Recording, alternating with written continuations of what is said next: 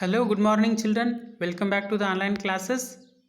We have been discussing the grammar lesson, tenses. Let us continue. The next one is simple future tense. Here we have the structure of simple future tense, subject plus helping verb plus main verb. Here the helping verbs, there are two. One is shall and another one is will. In simple future tense, we use the basic form of the verb. V1 form is used. The subjects are the same. The 7 basic pronouns I, we, you, he, she, it and they. For first person singular and plural pronouns, we use shall, and for the rest of the pronouns we use will. That is the difference. And usage of simple future tense is to refer the future actions, forthcoming actions, the actions which are not taken place yet. Right? Formula is subject plus helping verb plus main verb, that is V1 form. Let us make sentences. Firstly, affirmative sentences. Subject plus helping verb plus main verb. I and we, these are first person, singular and plural pronouns. So we use shall, and you, they, he, she and it. These are second person singular and plural, third person singular and plural. So we use will as auxiliary verb. Let us make sentences. I shall speak English, we shall speak English, you will speak English, they will speak English, he will speak English, she will speak English, it will speak English. This is the structure of affirmative sentence in simple future tense.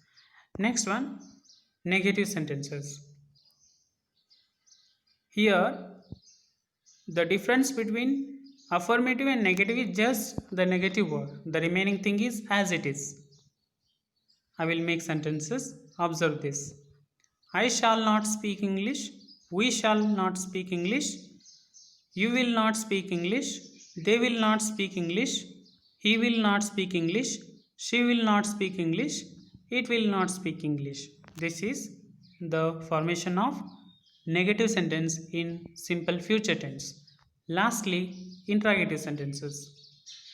Everything is safe, but the auxiliary verbs and the subjects are interchanged, right? In the beginning, we have to use auxiliary verbs while framing questions.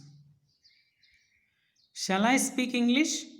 Shall we speak English? And will you speak English? Will they speak English? Will he speak English? Will she speak English? Will it speak English? This is the structure of interrogative sentences, questions in simple future tense, right? Lastly, let us know the usage of simple future tense.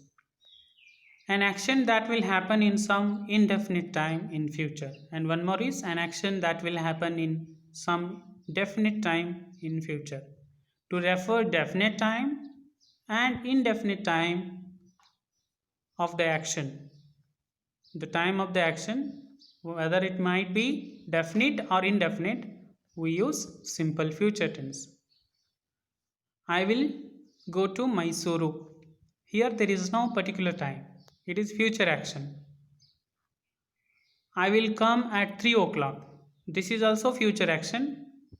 Here with particular time it is used. To refer definite time, even to indefinite time, we use simple future tense. This is about the third one, simple future tense. Go through this, and in the next session we will list out examples for this. Thank you. Have a nice day.